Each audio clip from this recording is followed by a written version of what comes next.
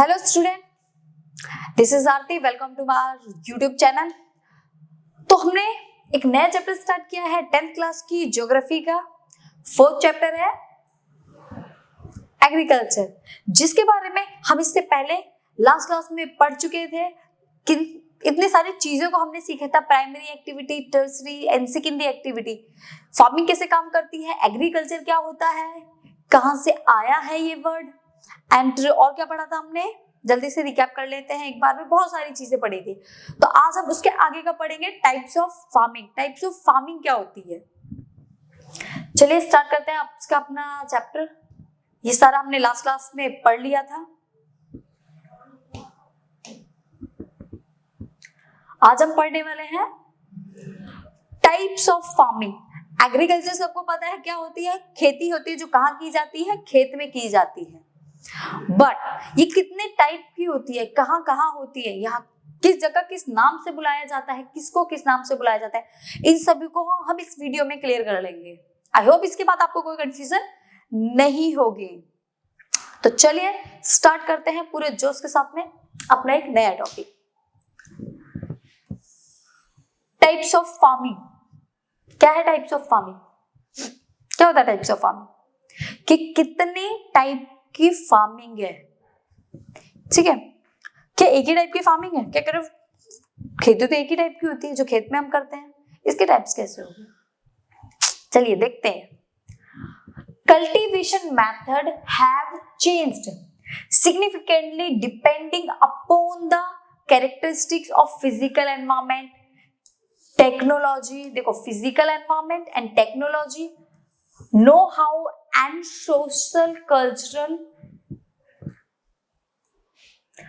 social cultural practices.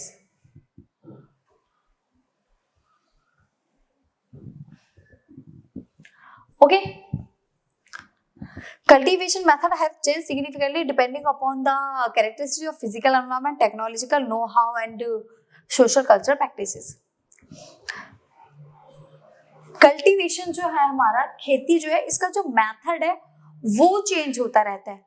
अगर मैं आपसे क्वेश्चन करूं, क्या आज से 1000 साल पहले, ये छोड़ो इतना पुराना भी मत जाओ, कुछ 200 साल पहले, 100 साल पहले की बात बता दो, किस टाइप से फार्मिंग की जाती थी। 1000 साल छोड़ो, बहुत पुराना हो गया, आप 100 साल पहले बता दो कैसे फार्मिंग की जाती थी। शायद उस टाइप की फार्मिंग आज के टाइम में भी की जा रही हो। जरूरी थोड़ी है कि हर जगह ही मॉडर्नाइजेशन हो। अब आप लोग सोचने लगोगे, कुछ बच्चे तो ऐसे हैं आप लोगों में से, जो गांव जाते हैं उन्होंने तो थोड़ा बहुत कुछ देख भी रखा होगा, और जो बेचारे बिल्कुल ही गांव नहीं गए उनको तो कुछ ज्यादा पता ही नहीं होगा। अपने पेरेंट्स से पूछ लिया करो कभी कभी कि कैसे खेती की जाती थी। इंटरेस्टिंग टॉपिक है, इंटरेस्ट भी आएगा अगर इंटरेस्ट लेकर पढ़ोगे, और लगेगा कि ना कि ये तो बोरिंग सब्जेक्ट है, कुछ समझ नहीं आ रहा, तो चीजें ऐसे ही रह जाएंगी। बट इसको थोड़ा सा प्यार से, इंटरेस्ट से पढ़ना चाहिए, ठीक है, चीजें क्लियर होंगी। इंटरेस्ट तो अपने आप आ जाता है, थोड़ा सा सिर्फ उस पर इफेक्ट डालना पड़ता है। कभी मन किए खेती वेती देख के, कभी मन खेती करने का, घर में तो कर ही लेते, पेड़ पौधे तो लगा ही लेते हैं, तो सेम वैसे ही ये भी खेती है। पुराने टाइम में अगर आप बोलोगे, कोई कहेगा लाओ हो, डिगिंग स्टिक्स, ठीक है, डाउ, इन सब से खेती की जाती थी, जिसको हम हिंदी में हल, हाथ से हल, बच्चों का फेवरेट। हाथ से जो हल है वो कहाँ यूज होता है, खेती में भी यूज होता है भाई। तो क्या उस टाइम की खेती और आज के टाइम की खेती सेम है? तो आप लोग बोलोगे कि नहीं मैम, दोनों में डिफरेंस है। क्या डिफरेंस है? पहले के टाइम में लोग गाय से तो नहीं, बैल से खेती कराते थे। 2 बैल को आगे बांधकर, फिर उसमें हल को बांधकर उससे खेती करा देते थे। बट क्या आज के टाइम में भी ऐसा हो रहा है? नहीं हो रहा। पहले बैल से भी इसलिए खेती कराते थे क्योंकि देखो उस टाइम पे एनिमल्स थे, ज्यादा एनिमल्स थे, और मोस्टली एरिया गांव का एरिया था, इतने शहर डेवलप नहीं थे।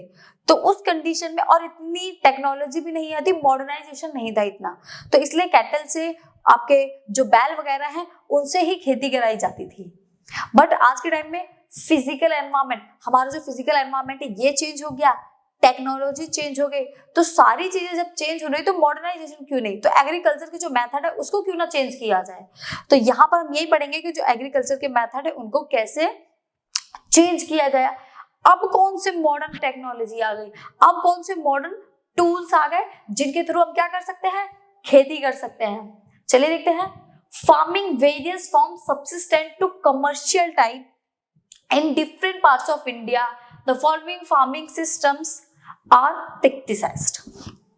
हमारे सामने 3 टाइप्स ऑफ फार्मिंग होती है, primitive subsistence farming, intensive subsistence farming and commercial farming. इन तीनों को हम डिटेल में पढ़ेंगे। तो इसमें भी यही बता रखा है कि किस टाइप की फार्मिंग हमें कहाँ यूज होती है, पहले कैसी की जाती थी और अब कैसी की जाती है। चलिए स्टार्ट करते हैं, देखते हैं। यहीं से स्टार्ट कर लेते हैं। प्रिमिटिव सब्सिस्टेंस फार्मिंग क्या होता है। प्रिमिटिव, प्रिमिटिव वर्ड का जो मीनिंग होता है ना, उसका मतलब ही होता है पुराना। तो यहां आप लोग समझ गए होंगे, मैंने इसका मीनिंग बताते हैं पुराना, पुराने तौर तरीके कि पहले के टाइम में कैसे खेती की जाती थी। पुराने समय में क्या आज की तरह से ट्रैक्टर, थ्रेसर, हार्वेस्टर्स थे? नहीं थे। तो लोग मोस्टली काम अपने हाथों से करते थे। काटने पीटने का काम भी वो, उनके पास कोई भी लाइक वेपन्स, या वेपन्स नहीं बोल सकते, औजार बोल लो, छोटा बहुत होता है, जैसे वेपन्स नहीं, ठीक है। तो कुछ भी औजार वगैरह होते थे जिसके थ्रू वो अपनी खेती करते। तो प्रिमिटिव का मतलब ही है पुराने टाइप की फार्मिंग की, पहले के लोग जो थे वो कैसे फार्मिंग करते थे। क्या आज के टाइम में जैसे मॉडर्नाइजेशन है, नई टेक्नोलॉजी वैसे करते थे, या उनके कुछ डिफरेंट टूल थे। तो देखिए चलते हैं। Use of primitive tools like हो, डाउ एंड डिगिंग स्टिक्स। हो, डाउ एंड डिगिंग स्टिक्स क्या होता है, ये है आपका हो, ठीक है। डिगिंग स्टिक्स, घेरा, देखो इसमें आपको क्लियर समझ में आ जाएगा किस टाइप से फार्मिंग की जा रही है। इस फोटोग्राफ को देखो, ये प्रिमिटिव फार्मिंग है। पुराने समय में लोग ऐसे काम करते थे। इसको तो थोड़ा सा इंटरेस्टिंग बना दिया, मेल फीमेल दोनों लगा दिए, बट दोनों, हाँ बहुत कंडीशन में दोनों भी साथ में होते थे, बट मोस्टली टाइम पे मेल ही काम करता था, है ना। मेल बाहर का करेगा, फीमेल घर का, उस टाइप से। तो मेल ही करते थे, ऐसे बैल को बांधते, और ये जिन्होंने ले रखा है इसको हल बोलते थे। तो इन सब से खेती की जाती थी। ये आपके प्रिमिटिव टूल्स हैं, डाउ, हो, डाउ एंड डिगिंग स्टिक्स। लाइक ये देखो, सारा काम हाथों से, कोई टेक्नोलॉजी नहीं था, सारी चीजें हाथों से ही करते थे। और लोग कहाँ से आते थे इसमें, and family, community, labour.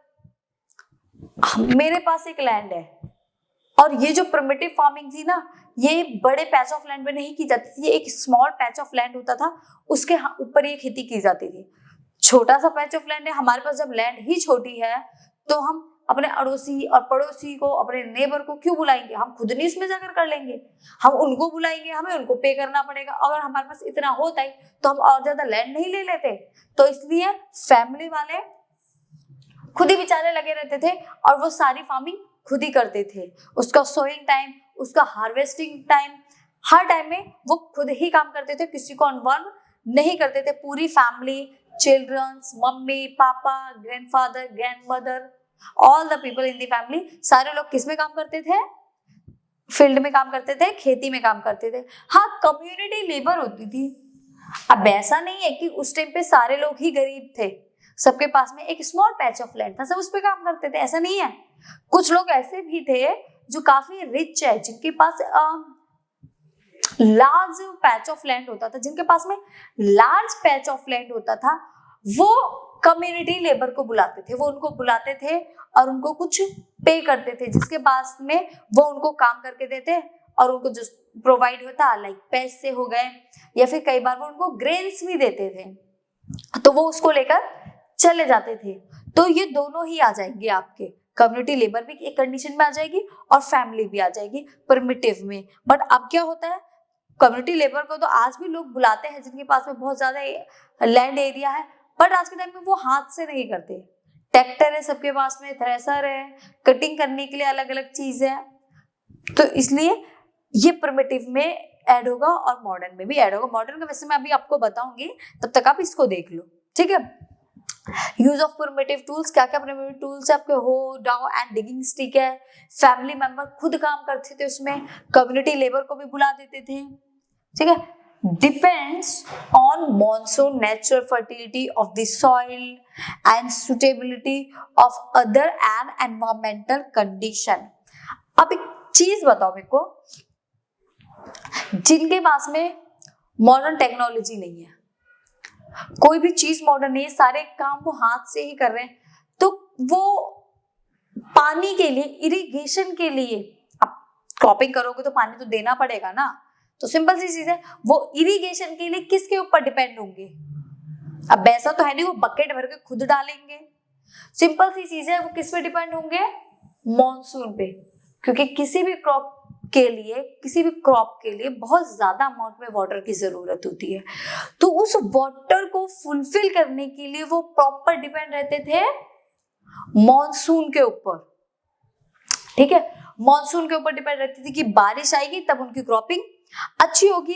Fertility, उनको नेचुरल सॉइल की फर्टिलिटी चाहिए होती थी, अलग से कोई केमिकल प्रोडक्ट वो यूज नहीं करते थे, ना ही कोई मैन्योर, ना ही कोई फर्टिलाइजर्स, ना ही कोई पेस्टिसाइड्स, वो प्रॉपर सॉइल की जो फर्टिलिटी है उसी पर डिपेंड रहते थे, और एनवायरमेंटल जो कंडीशन होती थी उसके ऊपर डिपेंड रहते थे, जिससे उनकी क्रॉपिंग बहुत अच्छी ग्रो करती थी। ये हमारी प्रिमिटिव फार्मिंग थी, पुराने टाइप के लोग ऐसे ही फार्मिंग किया करते थे, उनके पास कोई टेक्नोलॉजी नहीं थी, वो हर तरह से हर चीज के ऊपर नेचुरली बेस्ड थे, ठीक है। आगे देखते हैं, अब इसमें एक पॉइंट और है, it is slash and burn. Slash and burn क्या होता है देखते हैं, आइए चलिए। एक ये है पैच ऑफ लैंड, ओके, और एक ये है पैच ऑफ लैंड। वैसे मैं बता दूं, स्लैश का मतलब राख होती है और बर्न का मतलब जलाना होता है। अब समझना बहुत ज्यादा इंपॉर्टेंट है ये वाला पॉइंट। अब हम इस खेत पे खेती कर रहे हैं, ठीक है, लाइक ये खेती कर रहे हैं, अब हमने यहाँ पर खेती करी, खेती कट भी गई, सब कुछ हो गया, हमने 5 साल हो गए इस पे खेती करते हैं। कोई भी मशीन है, अब टीवी चलाते हो, लाइक 2 दिन रेगुलर टीवी चला दो, बंद ही मत करो, तो वो भी हीट कर जाती है, तो हम बोलते हैं ना इसको बंद कर दो, गर्म हो गई है, खराब होने के चांसेस है। सोचो एक पैच ऑफ लैंड है, आप उसे कॉन्टिन्यूसली 5 ईयर आपने इस पर क्रॉपिंग करी, क्या उसका कुछ नहीं बिगड़ेगा? वो भी तो खराब हो सकती है। तो इस कंडीशन में हम क्या कर सकते हैं, इस पैच ऑफ लैंड को छोड़कर हम इस पे आ सकते हैं। इस दूसरी जो हमारे पास पैच ऑफ लैंड है, अब क्या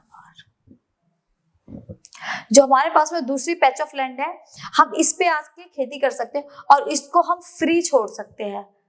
फ्री छोड़ देंगे तो इस पे फालतू के जो बीड्स है वो उग जाएंगे, पेड़ पौधे उग जाएंगे छोटे छोटे। अब अगर हम इसको कुछ टाइम के लिए, लाइक 1 ईयर के लिए छोड़ के चले जाएं खाली, तो इसकी जो फर्टिलिटी है क्या वो वापस नहीं आएगी? आ जाएगी। 1 साल के लिए जब इस पैच ऑफ लैंड को खाली छोड़कर जाते हैं तो इसकी फर्टिलिटी धीरे धीरे वापस आ जाती है, क्योंकि सॉइल हमारा रिन्यूएबल रिसोर्स है, सॉइल खुद को रिन्यू कर लेता है। जब 1 साल के लिए इसको हमने खाली छोड़ा तो इसकी जो फर्टिलिटी है वो वापस आ जाएगी। उस टाइम पे हम इस वाले पैच ऑफ लैंड पर खेती कर सकते हैं, ठीक है। जब इसकी फर्टिलिटी हमें लगेगा कि अब क्रॉप अच्छी नहीं हो रही है तो हम इसको भी छोड़ के किसी दूसरे पैच ऑफ लैंड पर जा सकते हैं, और इसमें जो बीड्स होंगे हम उनको आएंगे, उसको आग जला देंगे, जो भी वेस्ट प्रोडक्ट होगा वो राख में चेंज हो जाएगा, एंड देन वो एज अ फर्टिलाइजर काम करेगा सॉइल के लिए। तो ये है आपका स्लैश एंड बर्न।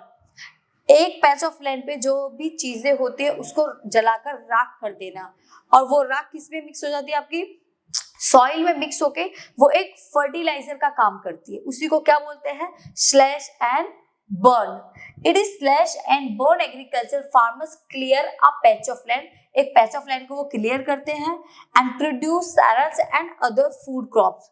अब ये पैच ऑफ लैंड उन्होंने लाइक क्लियर कर दिया, ठीक है, ये उन्होंने पैच ऑफ लैंड क्लियर कर दिया, आग जला दी, जो उसकी स्लैश बची वो किसमें मिक्स हो गई, वो सॉइल के साथ मिक्स हो गई, और सॉइल के साथ में मिक्स होकर वो उसने क्या बनाया, फर्टिलाइजर्स बना दिया। तो वो हमारी इस पैच ऑफ लैंड के लिए बहुत ज्यादा यूजफुल हुआ, जिसमें हमारी जो क्रॉप है वो बहुत अच्छी ग्रो करेगी। नेक्स्ट देखते हैं, when the soil fertility decrease the farmer shift and clear fresh patch of land for cultivation. जब इसकी फर्टिलिटी डिक्रीज हो रही थी, वो इस लैंड को छोड़कर कहाँ चले गए, इस लैंड के पास में चले गए, वो इस पर खेती करने लगे, और जब तक के लिए उन्होंने इसको खाली छोड़ा तब तक इसकी जो फर्टिलिटी थी वो वापस आ गई, जैसा कि इसमें बता रखा है। When the soil fertility decrease, the farmer shift and clear a fresh patch of land. वो इस fresh of patch of land पर आ गए थे, किसके लिए, for cultivation. It is known by different names in different parts of the country. तो इस type, जैसे मैंने भी आपको बताया, इस टाइप की फार्मिंग को ही क्या बोलते हैं, slash and burn agriculture. Okay, और इसको हर जगह डिफरेंट नाम से जाना जाता है, जरूरी नहीं है कि हर जगह सेम नाम से ही जाने, डिफरेंट डिफरेंट नाम से इसको जाना जाता है कंट्री के अंदर से। It is known as jhuming in north eastern state. Jhuming इसको कहाँ बुलाया जाता है, इस टाइप की फार्मिंग को जूमिंग बोलते हैं, कहाँ पर, जो हमारे नॉर्थ ईस्टर्न स्टेट्स हैं, लाइक कौन कौन से नॉर्थ में हमारे स्टेट आते हैं, असम, मेघालय, मिजोरम एंड नागालैंड। तो ये सारे वो हमारे नॉर्थ ईस्टर्न स्टेट हैं जो कि नॉर्थ ईस्ट में पड़ते हैं, और नॉर्थ ईस्टर्न स्टेट में इस खेती को किस नाम से बुलाया जाता है, जूमिंग।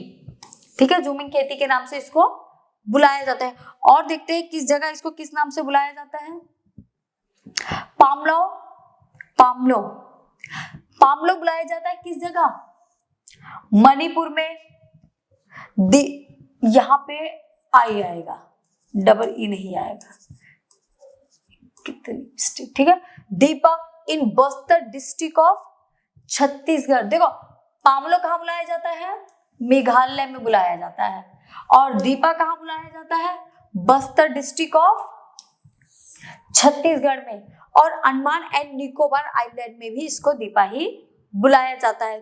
तो आई होप ये आपको क्लियर हो गया, पामलो कहाँ, मणिपुर में, बस्तर डिस्ट्रिक्ट ऑफ छत्तीसगढ़ में। छत्तीसगढ़ का एक डिस्ट्रिक्ट है बस्तर, किसका डिस्ट्रिक्ट है, छत्तीसगढ़ का एक डिस्ट्रिक्ट है बस्तर, वहां पर इसे किस नाम से बुलाया जाता है, दीपा नाम से।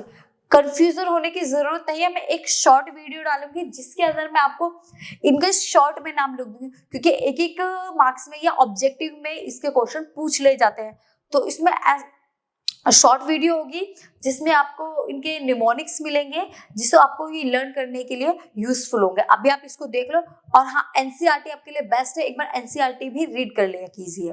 ओके, तो छत्तीसगढ़ में किस नाम से, छत्तीसगढ़ का जो एक डिस्ट्रिक्ट है, कौन सा डिस्ट्रिक्ट है, बस्तर, बस्ते से याद कर सकते हो, बैग बस्ता, ठीक है, छत्तीसगढ़ में बस्ता, बस्तर किस नाम से, दीपा नाम से, और same Andaman and Nicobar island में भी। ठीक है, slash and burn in the world, इस खेती को, स्लैश एंड बर्न की जो खेती होती है, एग्रीकल्चर होता है, इसे वर्ल्ड में किस नाम से बुलाते हैं, मैं ये सारे आपको निमोनिक्स दूंगी, एक शॉर्ट वीडियो बनाऊंगी उसमें दूंगी। ठीक है, अभी तो इतना पैनिक और कंफ्यूज होने की कोई जरूरत नहीं है।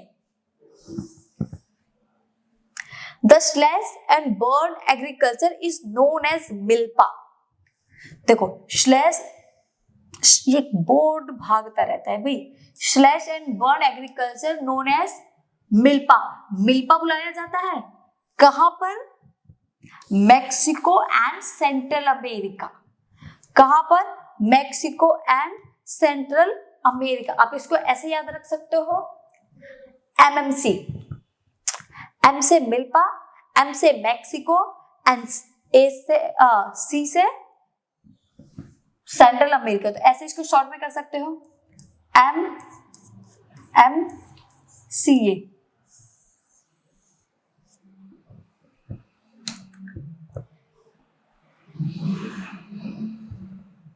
ठीक है, एम एम सी ए, मैं इसको निमोनिक्स दे दूंगी, आपको कंफ्यूज होने की कोई जरूरत नहीं होगी। ठीक है,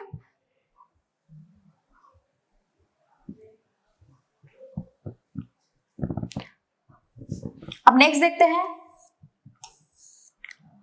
कौन को कहां पर बुलाया जाता है? वेनेजुएला में। वेनेजुएला में। अब आप इसको कैसे शॉर्ट में लिख सकते हो? सीवी करके याद कर सकते हो।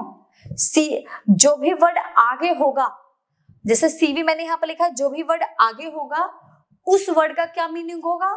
उस वर्ड का मीनिंग है कि आप स्लेशन बर्न को किस नाम से बुलाया जाता है, और जो वर्ड लास्ट में होगा उसका मतलब है आप उस कंट्री के बारे में बात कर रहे हो। जैसे यहाँ से सी से कॉन्गो हो गया और वी से वेनेजुएला हो गया, तो इसका साफ मीनिंग पता चल रहा है क्या? आगे वाला जो है हमारा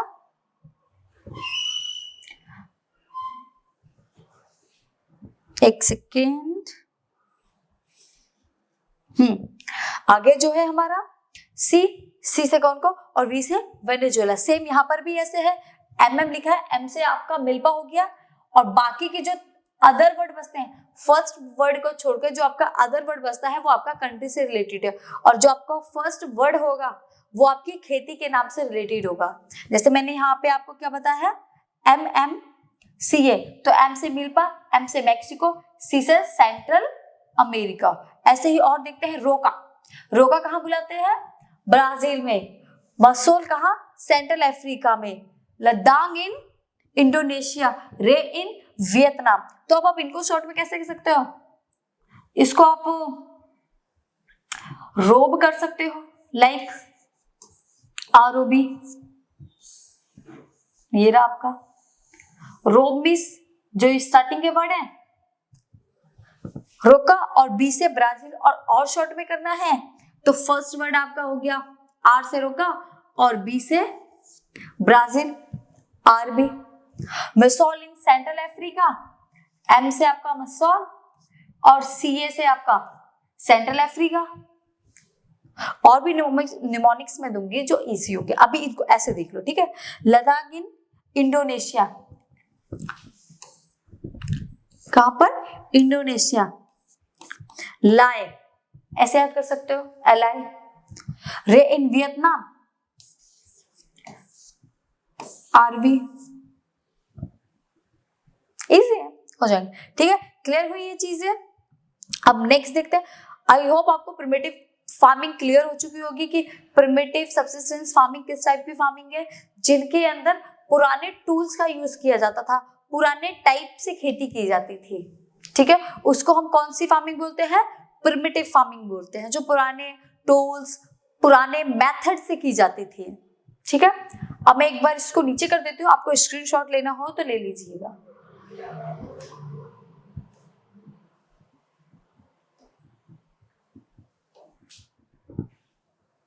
ठीक है, साइड हो जाते हो।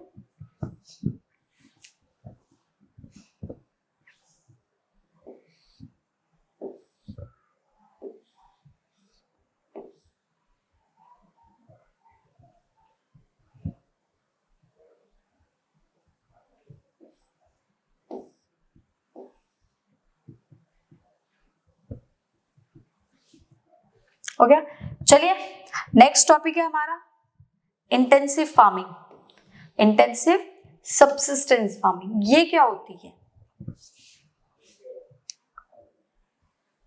इंटेंसिव सब्सिस्टेंस फार्मिंग क्या होती है? In area of high population and less land size holding, जो इंटेंसिव फार्मिंग है ये लैंड साइज के अकॉर्डिंग, लैंड जो साइज होता है इसमें वो डिक्रीज होता चला जाता है। अब सोचोगे लैंड साइज कैसे डिक्रीज होगा? जब पॉपुलेशन बढ़ेगी तो लैंड साइज अपने आप ही डिक्रीज हो जाएगा। इसमें लैंड के ऊपर बहुत ज्यादा प्रेशर होता है। चलिए समझते हैं कैसे। अब यहां देखिए, ये क्या है?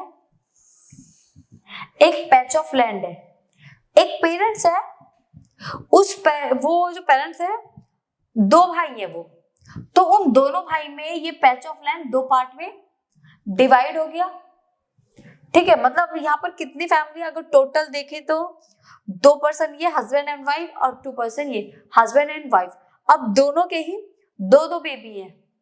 अब उन्होंने इसको इस टाइप से डिवाइड कर दिया, उनने अपने 2 चाइल्ड को ये दे दिया और उनने अपने 2 चाइल्ड को ये दे दिया, दोनों बच्चों को डिवाइड कर दिया। अब इनकी भी मैरिज होगी, इनके भी बच्चे होंगे, तो इन्होंने भी अपनी फार्मिंग में से डिवाइड कर दिया। सेम इस टाइप से ये जो पैच ऑफ लैंड है ये डिवाइड होता चला गया। तो ये कैसा होता चला गया पैच ऑफ लैंड? इंक्रीज या फिर डिक्रीज? ये पैच ऑफ लैंड डिक्रीज होता चला गया। अगर 1% to 1% देखें तो ये पैच ऑफ लैंड डिक्रीज होता चला गया, कम होता चला गया। और सिर्फ इतनी सी पैच ऑफ लैंड पे पॉपुलेशन जो थी वो इंक्रीज करती चली गई, पॉपुलेशन बढ़ती गई, बट जो लैंड साइज है वो नहीं बढ़ा। तो एक लैंड पे बहुत ज्यादा प्रेशर आ गया, किस चीज का? खेती का, प्रोडक्शन का, कि वो ज्यादा से ज्यादा प्रोडक्शन करे। लाइक कैसे?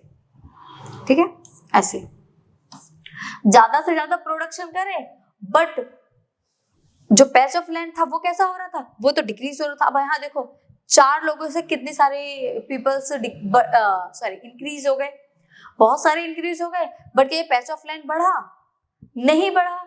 तो इसी को हम इंटेंसिव फार्मिंग बोलते हैं, जिसमें एक छोटे से एरिया में जो पॉपुलेशन होती है वो बढ़ती चली जाती है और पैच ऑफ लैंड डिक्रीज होता चला जाता है। और उस कंडीशन में उस पैच ऑफ लैंड के ऊपर प्रोडक्शन का बहुत ज्यादा प्रेशर होता है। उस प्रेशर के चक्कर में फिर लोग केमिकल प्रोडक्ट्स यूज करते हैं, लाइक पेस्टिसाइड्स, फर्टिलाइजर, मैन्यूर, बहुत सारी चीजें वो उसमें डालते हैं। क्यों? क्योंकि उनको हाई प्रोडक्शन चाहिए। पॉपुलेशन तो बढ़ गई है, अब पॉपुलेशन बढ़ी है तो उनको खाने के लिए भी तो चाहिए, खाएंगे कहाँ से? तो खाएंगे तो वो उसी लैंड से। तो उस पे उनका प्रेशर लैंड पे बहुत ज्यादा बढ़ जाता है। जैसा कि यहाँ पर है labour intensive high doses of biochemical, biochemical बहुत ज्यादा इसमें यूज किए जाते हैं। Inputs are used for obtain higher production, जैसा कि मैंने अभी बताया वही चीजें इसमें दी गई हैं।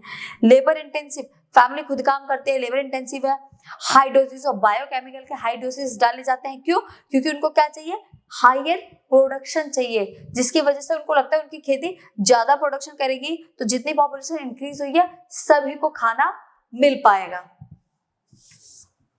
ठीक है, it is practised in area of high population pressure on land, जो मैंने अभी आपको रिसेंटली बताया। High population pressure on land, high population होगी तो उसका प्रेशर भी किस पर पड़ेगा? लैंड के ऊपर में पड़ेगा। Farmers continue to make maximum output from the limited land in the absence of alternative source of livelihood. वो बहुत सारे रिसोर्सेज का यूज कर लेता है, किस चीज के लिए? ज्यादा से ज्यादा प्रोडक्शन के लिए। मैक्सिमम आउटपुट, जितना वो आउटपुट दे सकते हैं उस लिमिटेड लैंड से, वो उतना उससे चाहते हैं। इन the absence of alternative source, जितने भी अल्टरनेटिव सोर्स है उसके बदले में वो मतलब जितना वो क्रॉप उस पर ग्रो कर सकते हैं उतनी करते हैं। Different source of, okay. Right of inheritance leading to division of the land among successive generation has rendered land holding size and uneconomical। जो मैंने आपको बताया right of inheritance मतलब जो जमीन उनको विरासत में मिली है, जो जमीन उनको विरासत में मिली है वो उसी पर खेती करते हैं और उसी से चाहते हैं, जिसके वो सक्सेसिव हैं, उत्तराधिकारी हैं, वो उसी लैंड से कमाना चाहते हैं। आप उतनी लैंड पे काम तो कर रहे हो बट वो उतनी पीपल्स बढ़ रहे हैं, पॉपुलेशन बढ़ रही है, बट वो उतनी ही लैंड प्रोडक्शन कहाँ से ज्यादा करेंगी? जिसके बाद आप उसको कुछ टाइम के लिए भी फ्री नहीं छोड़ते हो, कॉन्टिन्यूसली उस पर खेती करते जा रहे हो, तो उस कंडीशन में वो खेती कहाँ से करेगी? नहीं कर पाएगी। तो इसीलिए उस पर बहुत ज्यादा बायोकेमिकल्स और केमिकल्स का यूज किया जाता है। Generated has render and holding size. ठीक है, तो आई होप आपको ये भी समझ आ गया होगा। सिंपल अगर मीनिंग में बताओ तो इंटेंसिव फार्मिंग क्या है? इंटेंसिव फार्मिंग वो है जिसके अंदर पॉपुलेशन बढ़ती जाती है और लैंड साइज हमारा डिक्रीज हो जाता है। उसके डिक्रीज होने की वजह से हमारी उस लैंड पर बहुत ज्यादा प्रेशर होता है प्रोडक्शन का, कि वो बहुत ज्यादा से ज्यादा प्रोडक्शन करे। दैट्स इट, यही है इंटेंसिव फार्मिंग। क्योंकि पॉपुलेशन बढ़ी है, अब खाने के लिए उस पर प्रेशर तो ज्यादा होगा ही होगा। यही है क्या आपकी इंटेंसिव फार्मिंग। तो आप इसको नोट कर ले एंड जो भी करना है आपको पॉज करके नोट कर ले, या फिर इसका आप स्क्रीनशॉट भी ले सकते हैं।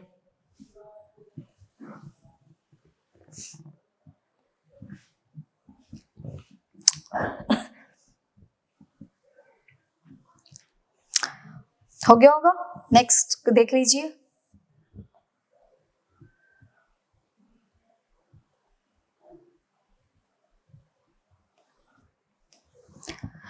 चलिए आज का हमारा ये लास्ट टॉपिक बचा है,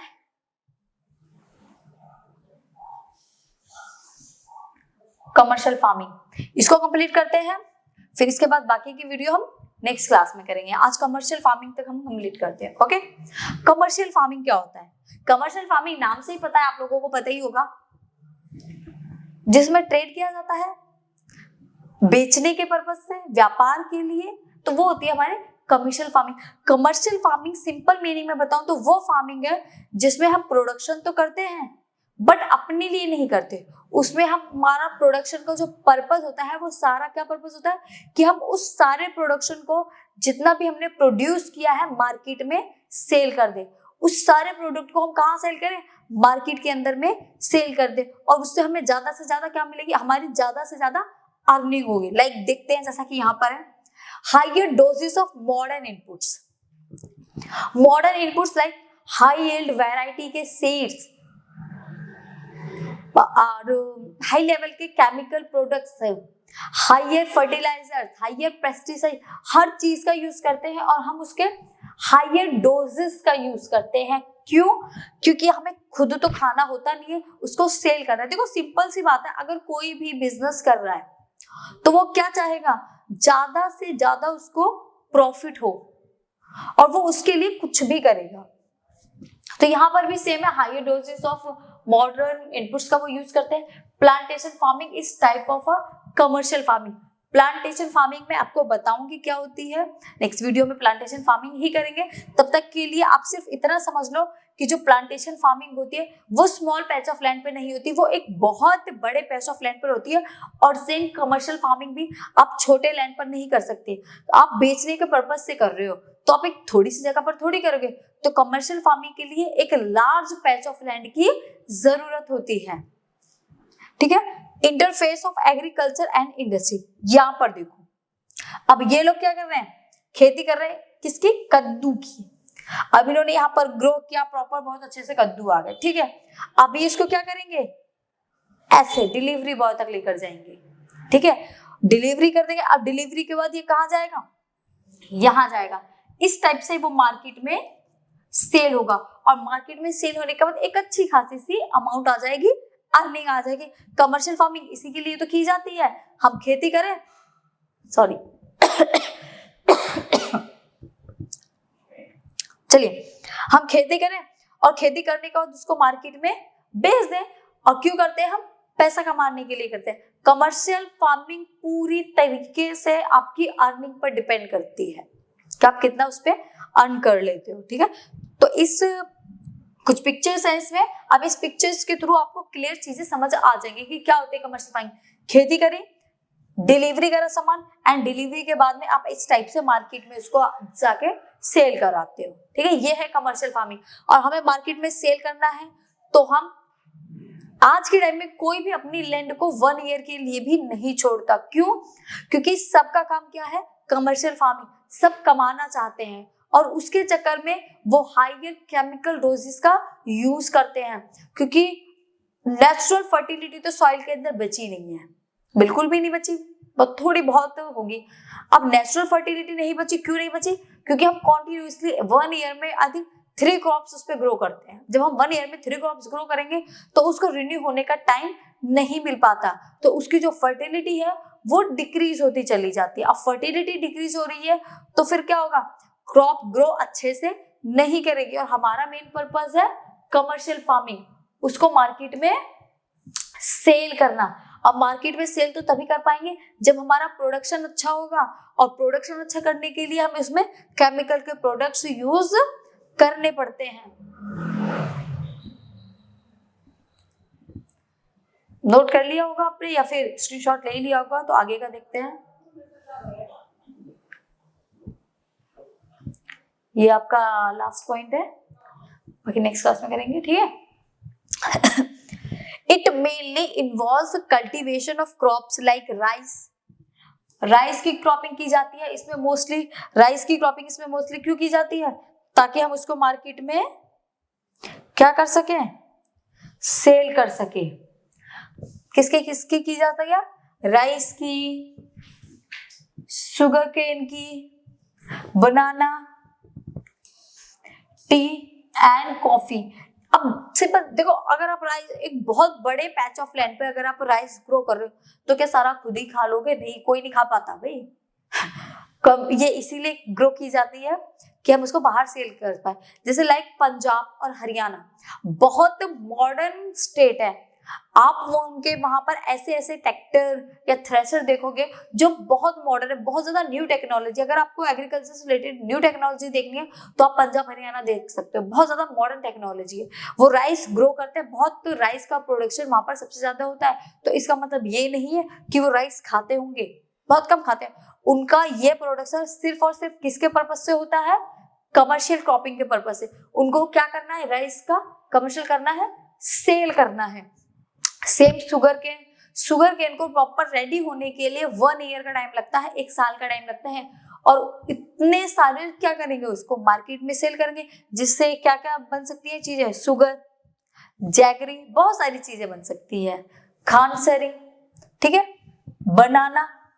बनाना एक प्लांटेशन क्रॉप है जो एक बहुत बड़े पैच ऑफ लैंड पे होती है। सेम टी एंड कॉफी भी इसी टाइप की क्रॉप है, ठीक है। ये भी कॉफी एंड टी, बनाना, ये तीनों ही प्लांटेशन क्रॉप है और जो एक बड़े पैच ऑफ लैंड पर की जाती है, ठीक है।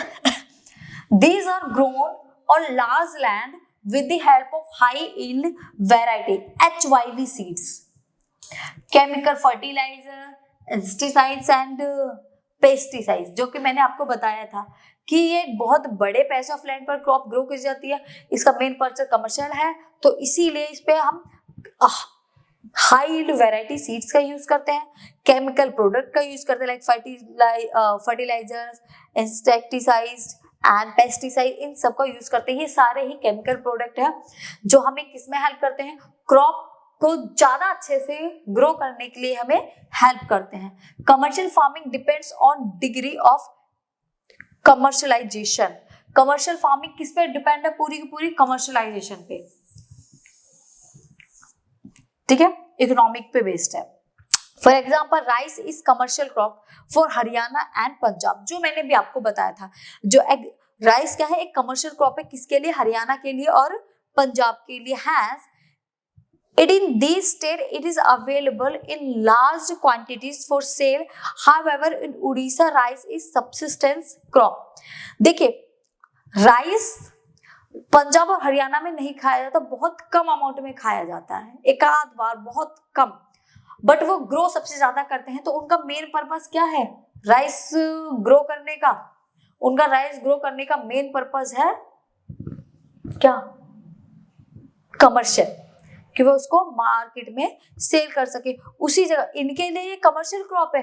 बट अगर वहीं हम उड़ीसा की बात करें तो उड़ीसा के लिए राइस एक कमर्शियल क्रॉप नहीं है, उनके लिए एक सब्सिस्टेंस क्रॉप है। सब्सिस्टेंस वो क्रॉप होती है जो हम खुद के लिए रखते हैं, खुद के खाने के लिए अपने पास में रखते हैं, ग्रो करते हैं, वो एक सब्सिस्टेंस क्रॉप होती है। इट मीन्स कि उड़ीसा में राइस को कंज्यूम बहुत ज्यादा किया जाता है, खाया बहुत ज्यादा जाता है, तो इसीलिए उड़ीसा के लिए राइस एक सब्सिस्टेंस क्रॉप है। और सेम क्रॉप हरियाणा और पंजाब के लिए एक कमर्शियल क्रॉप है। तो डिफरेंसेस समझ आ रहे हैं, चीजें क्लियर हो रही है, आई होप हो रही होंगी, ठीक है। हाउएवर उड़ीसा राइस पंजाब और हरियाणा के लिए कमर्शियल क्रॉप है, क्यों? क्योंकि वहां उसको लोग खाते नहीं, उनका मेन पर्पस होता है उसको मार्केट में सेल करना। उसी जगह अगर हम उड़ीसा की बात करें तो उड़ीसा में क्या है? सब्सिस्टेंस क्रॉप है, वहां पर लोगों की नीड है राइस, वो उसको खाते हैं, ठीक है। लास्ट आपका टॉपिक है, this is cultivation is practicise mainly in Gujarat, Punjab, Haryana and Maharashtra. यहां पर भी इसीलिए कल्टीवेशन होता है, ठीक है। पंजाब, हरियाणा, महाराष्ट्र एंड गुजरात में भी इसीलिए क्रॉप की जाती है ताकि इसको वो as a commercial crop use कर सके, ओके। इसको भी आप लोग स्क्रीनशॉट ले लें एंड या फिर पॉज करके नोट भी कर लें, एज यू विश।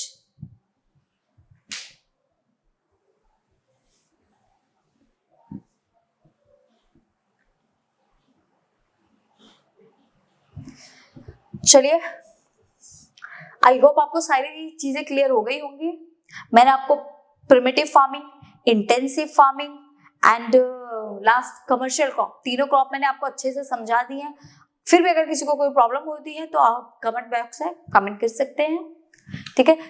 अब हम मिलेंगे एक नई वीडियो में एग्रीकल्चर से ही रिलेटेड एक मस्त से नए टॉपिक के साथ में, ठीक है। इसके बाद में जो भी नए टॉपिक है प्लांटेशन को पढ़ेंगे, तब तक आप लोग कुछ तो पढ़ ही लेना एनसीईआरटी से, ठीक है। नई वीडियो के साथ मिलते हैं, नए टॉपिक के साथ, एग्रीकल्चर के साथ, 10th क्लास का 4th चैप्टर एग्रीकल्चर। तब तक के लिए बाय बाय, टाटा, मिलते हैं नेक्स्ट क्लास में।